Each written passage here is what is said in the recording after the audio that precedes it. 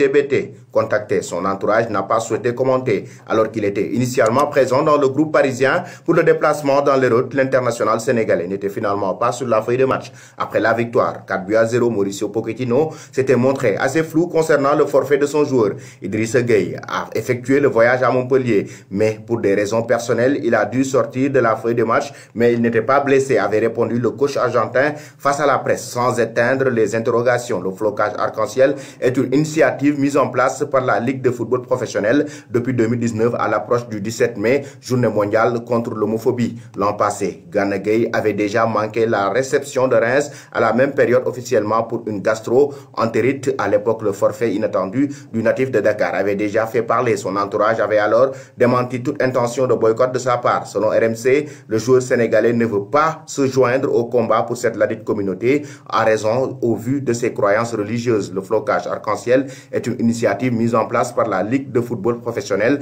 depuis 2019 à l'approche du 17 mai, journée mondiale contre l'homophobie. Cette décision est largement soutenue par certains supporters. La liberté que les initiateurs d'une telle marque de soutien ont pour floquer les maillots de Ligue 1 aux couleurs des homosexuels, c'est cette même liberté qui octroie le droit aux joueurs sénégalais de ne pas porter ce maillot. Par contre, Eric Arassus, président de la fédération sportive LGBT, a dénoncé un acte d'homophobie au micro de RMC. Il a ensuite ajouté: c'est un excellent joueur, on le reconnaît, mais la religion ne doit pas rentrer en cause dans le sport. On peut dire que l'homophobie est un déni dans le sport. Tout le monde a joué le jeu en France, tous ses coéquipiers aussi. C'est la seule personne qui n'a pas joué le jeu. Il est important qu'Idrissa Gueye soit sanctionné au moins financièrement. Il faut vraiment que son club s'engage par rapport à ça, a insisté Eric Arassus, défenseur des droits des gays dans le sport de France. Quand on voit qu'un joueur a inventé plusieurs raisons avec une pseudo-gastro au départ, on se rend compte que c'est l'homophobie et que le club de la Ligue ont laissé faire. Aujourd'hui, c'est extrêmement dommageable, ajoute le président de la fédération sportive LGBT qui représente environ 6000 sportifs et sportives en France. Ce lundi matin, la présidente de la